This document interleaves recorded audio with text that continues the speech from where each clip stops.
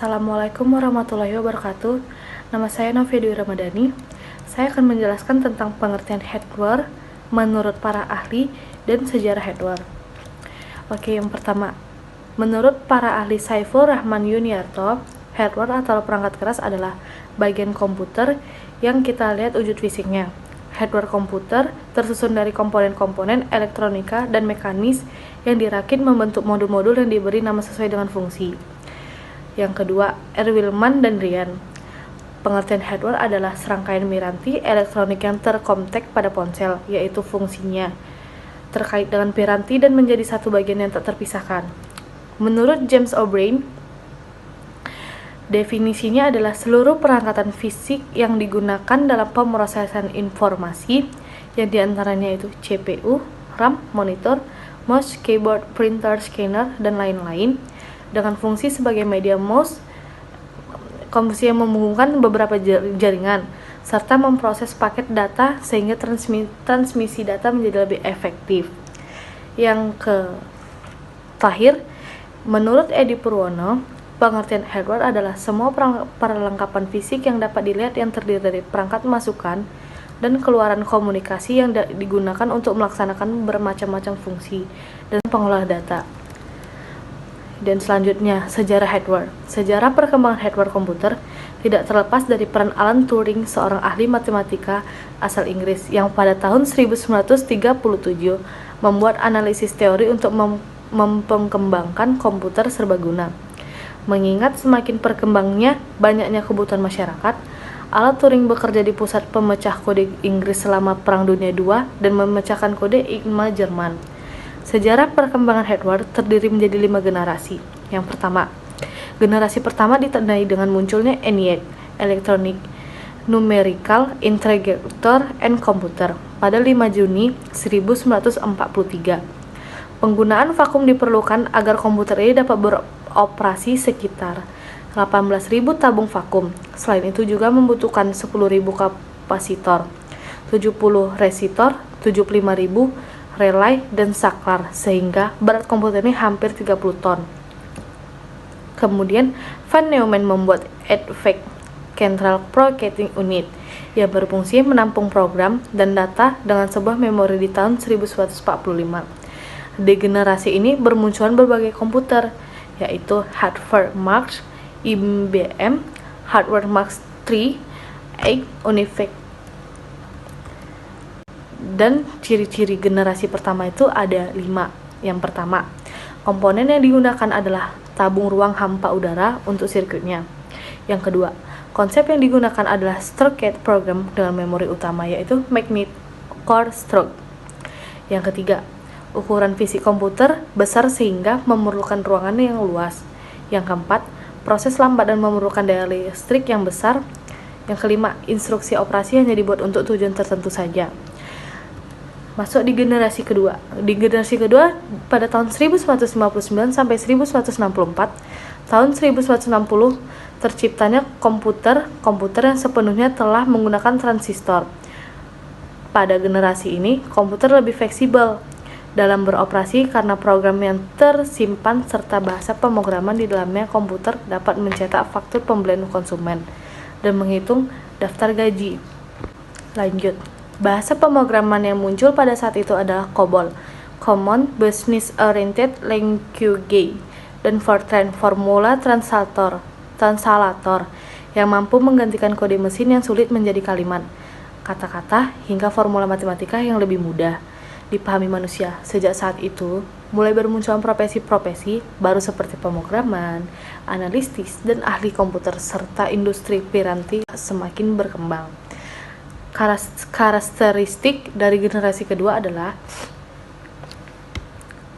yang pertama, program dibuat dengan bahasa tingkat tinggi, contohnya COBOL, Fortran, dan ALGOL.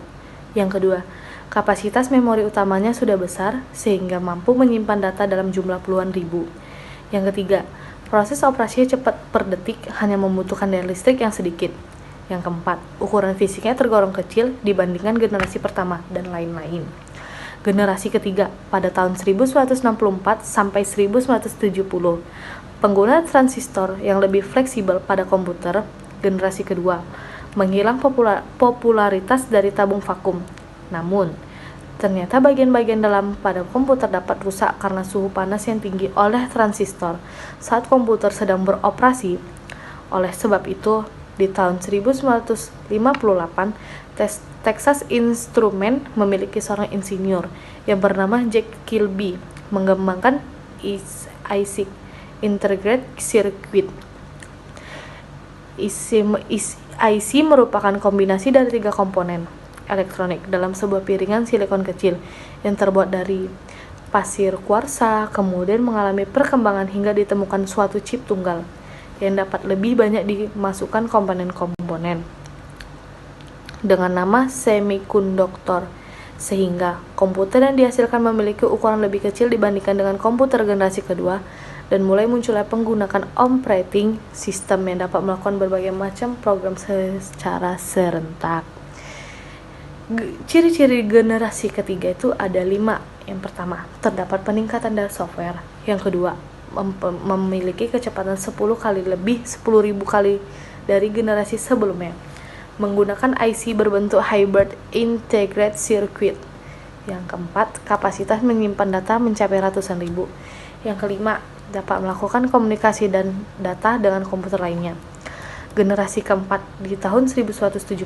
Generasi ini ditandai dengan munculnya chip Intel di tahun 1971 yang dapat dimasukkan secara komponen sebuah komputer. Kemudian munculnya juga mikroprosesor yang digunakan untuk menjadi andalan sebagai program sehingga dapat memenuhi seluruh kebutuhan yang diinginkan yang tidak lagi digunakan pada komputer saja, tetapi oven, televisi, hingga mobil dengan sistem elektronik full injection. Semakin berkembangnya zaman menyebabkan pengguna komputer tidak lagi harus seorang ahli matematika, kalangan pembisnis, pemerintah, atau kalangan teknik saja. Namun, orang biasa juga dapat menggunakan komputer, sehingga pertengahan 1970-an komputer ditawarkan oleh perakit komputer untuk masyarakat umum. Tahun 1981 mulai diperkenalkan PC, personal komputer yang dapat digunakan di kantor, sekolah, hingga rumah. Penggunanya melonjak drastis dari 2 juta hingga 5,5 juta dalam kurun waktu 1 tahun. Di generasi kelima, komputer dibuat dengan kecerdasan buatan atau artificial intelligence. Munculnya kemampuan pemrosesan paralel yang akan menggantikan model von Neumann. Model tersebut akan mampu melakukan koordinasi CPU dalam jumlah yang banyak dan bekerja secara serentak. Oke, sampai situ. Terima kasih. Assalamualaikum warahmatullahi wabarakatuh.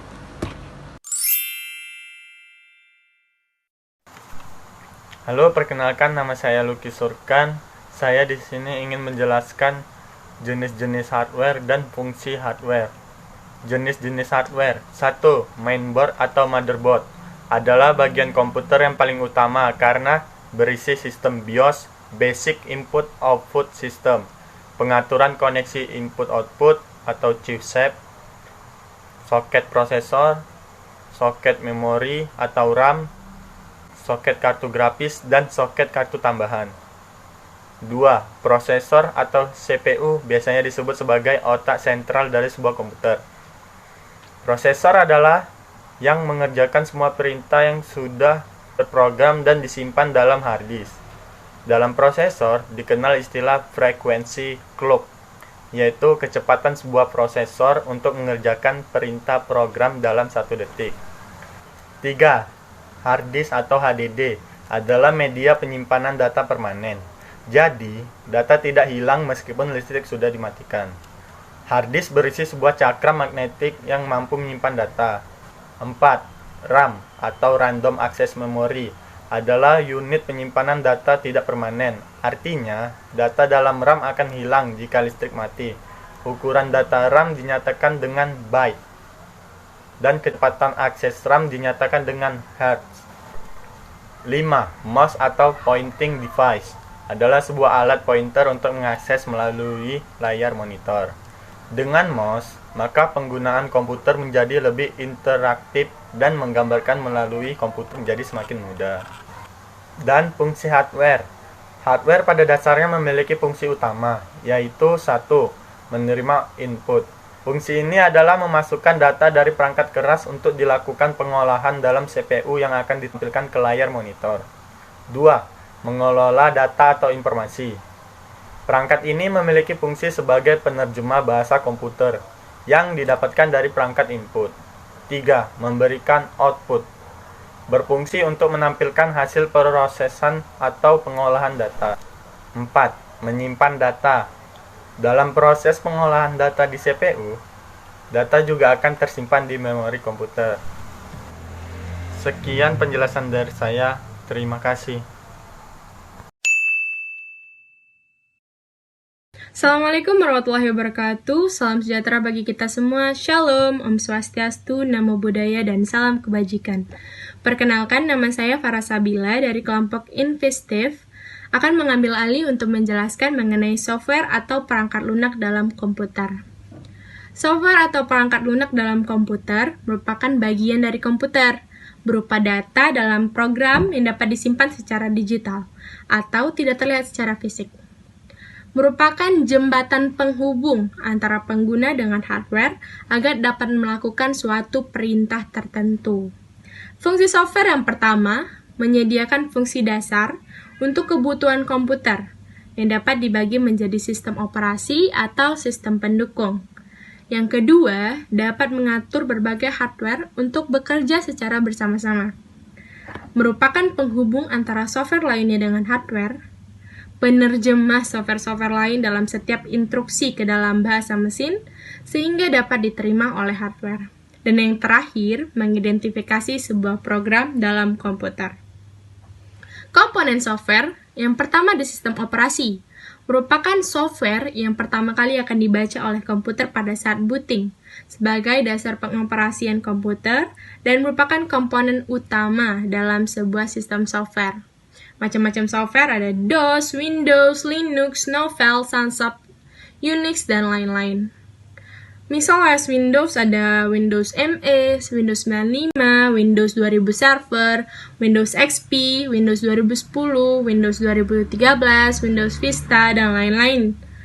OS Linux ada Ubuntu, Mikrotik, Debian, Red Hat, SUSE, dan lain-lain.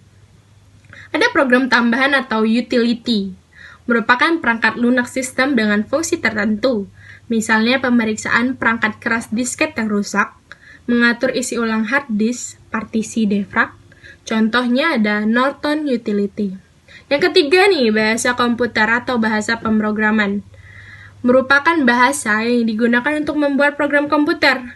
Disebut bahasa komputer karena memiliki kosakata dan tata bahasa yang harus ditaati oleh pemakainya. Yang keempat, ada program aplikasi. Merupakan perangkat lunak siap pakai yang nantinya akan digunakan untuk membantu melaksanakan pekerjaan penggunanya. Aplikasi ini disiapkan karena kebutuhan penggunanya. Adapun jenis-jenis program aplikasi dapat dibedakan menjadi 5. Yang pertama, word processing. Merupakan suatu program yang digunakan untuk menyunting sebuah naskah. Yang biasa kita pakai adalah Microsoft Word nih. Yang lainnya WordStar, WordPad, Quart, AbiWord, Notepad. Program spreadsheet merupakan suatu program yang dipakai dalam mengolah data secara berkolom. Yang biasanya adalah Microsoft Excel, Lotus 123, Lotus Improve, dan Symfony. Lotus 123, Lotus Improve, dan Symfony. Program aplikasi pengolah presentasi merupakan program aplikasi yang dipakai untuk membuat rancangan presentasi berupa slide yang digunakan untuk mempresentasikan sesuatu dalam suatu pertemuan. Yang saat ini sedang kita pakai adalah Microsoft PowerPoint. Yang lainnya adalah Open Office Impress, Key Presenter, iWord, dan Keynote. Program aplikasi multimedia merupakan suatu software yang dipakai untuk menghubungkan komputer dengan peralatan multimedia seperti audio ataupun video, atau bisa juga gambar. Contohnya, Windows Media Player, Winamp, DVD Player, atau GOM. Program aplikasi desain, grafis, merupakan suatu program yang berfungsi untuk membuat atau merancang bangunan, sebuah benda yang berbentuk ruangan gedung, peta kota, dan masih banyak lagi. Contohnya, ada Photoshop, PhotoPaint, CorelDRAW, Picasa, dan lain-lain. Antivirus merupakan suatu program yang berfungsi untuk mendeteksi sekaligus menghilangkan virus yang ada atau tertular di dalam komputer yang sedang kita pakai. Contohnya ada Avast, Aviras, Madaf, Kaspersky, Norton Antivirus, FEG Free, MCA Free, VCMF, Norton Internet Security, Norton 360, NAT32, dan yang lainnya. Terima kasih. Bye. Assalamualaikum warahmatullahi wabarakatuh. Halo teman-teman semuanya, perkenalkan saya Tom Preson Tito Gultom, tim dari kelompok Inventive Group. Di sini saya akan menambahkan beberapa sedikit penjelasan dari teman tim saya sebelumnya, yaitu tentang jenis-jenis software ya teman-teman. Di sini ada beberapa jenis software, yaitu salah satunya software berdasarkan jenisnya. Yang pertama itu ada application program, merupakan suatu perangkat lunak yang memiliki fungsi tertentu. Misalnya contoh untuk presentasi, software akuntansi, dan lain-lainnya. Dan untuk berdasarkan jenisnya yang kedua ialah operasi sistem, merupakan suatu perangkat lunak yang berfungsi untuk mengelola dan mengkoordinasikan setiap komponen dan fungsi komputer. Beberapa contohnya ialah Windows, Linux, Unix, DOS, dan lainnya. Untuk bagian ketiganya ialah programming language atau bahasa pemrograman, merupakan suatu perangkat lunak yang berfungsi sebagai pemberi instruksi standar yang melibatkan sintak dan semantik yang dipakai untuk mendefinisikan suatu program aplikasi komputer. Beberapa contoh bahasa pemrograman ialah PHP, Java, dan Microsoft Visual Basic ya teman-teman. Dan berikutnya kita ke bagian software program. Ini merupakan jenis software yang berfungsi untuk membuat aplikasi-aplikasi program atau membuat program baru seperti program games, program database, program website, dan lain-lain. Contoh software program ini ialah seperti Visual Basic, COBOL, dan C++, program PHP, dan lain-lainnya. Untuk selanjutnya ada software driver, merupakan sebuah program mengizinkan komputer untuk dapat berinteraksi dengan perangkat hardware tambahan seperti printer, scanner, dan video cards. Dan untuk selanjutnya kita masuk ke bagian software berdasarkan macam-macamnya, yang terbagi menjadi 5 bagian, yaitu yang pertama ada freeware, ya, yang kedua ada adware, yang bagian ketiga ada malware, dan keempat ada shareware, juga ada open source software. Dan untuk selanjutnya kita masuk ke bab selanjutnya, yaitu tentang pengertian brandware ya teman-teman.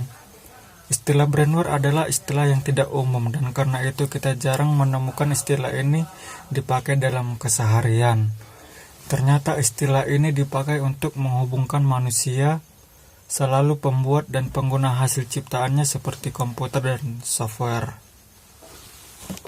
Selain itu, istilah brandware ini juga dapat merujuk pada dalam dunia bisnis dan bagaimana seorang manusia menata kemampuan otaknya. Ini juga berpengaruh pada bagaimana manusia tersebut untuk memanfaatkan intelektualnya dalam manajemen pekerjaan, kegiatan harian, menata pemasaran, dan emosional, serta banyak lagi yang tercakup dalam manajemen brandware. Brandware adalah istilah yang digunakan manusia untuk manusia yang berhubungan dengan sistem komputer. Manusia merupakan suatu elemen dari sistem komputer yang merancang bagaimana suatu mesin dapat bekerja sesuai hasil yang diinginkan. Tingkatan brainware sendiri itu terdiri atas sistem analis, programmer, administrator, dan operator. Sedangkan bagian-bagian brainware ini terdiri atas operator komputer, teknisi, trainer, konsultan, project manager, programming, graphic designer, spesialis jaringan, database administrator, dan sistem analisis. Jadi secara sederhananya istilah brainware ini di sini merujuk kepada orang-orang yang menggunakan atau mengoperasikan perangkat komputer. Ini menjadikan istilah brainware adalah seorang manusia yang memiliki kemampuan dan keahlian dalam menggunakan komputer. Brainware juga sering diasosiasikan sebagai perangkat intelektual yang mempunyai skill memakai dan menjelajahi sistem hardware atau perangkat keras maupun software perangkat lunaknya. Perkenalkan, nama saya Ariandika. Saya akan menjelaskan beberapa fungsi dari brainware. Sebagai administrator adalah tugas seorang yang dianggap memiliki kemampuan untuk mengelola suatu sistem operasi beserta juga program-program yang dijalankan dari sebuah komputer atau jaringan dalam perusahaan. Sebagai programmer sendiri bertugas untuk membuat program yang dibutuhkan perusahaan dalam sistem komputerisasi. Sebagai operator, berikut adalah operator yang bertugas untuk menjalankan sistem operasi serta program dalam perangkat komputer perusahaan. Komponen brainware. Komponen-komponen dari brainware dapat dibagi dua, yang mempunyai tugas mengelola dan mengoperasikan setiap elemen berbeda dalam komputer.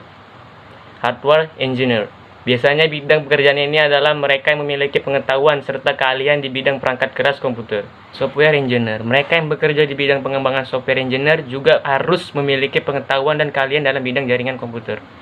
Berikut ini contoh-contoh brainware dalam penerapannya.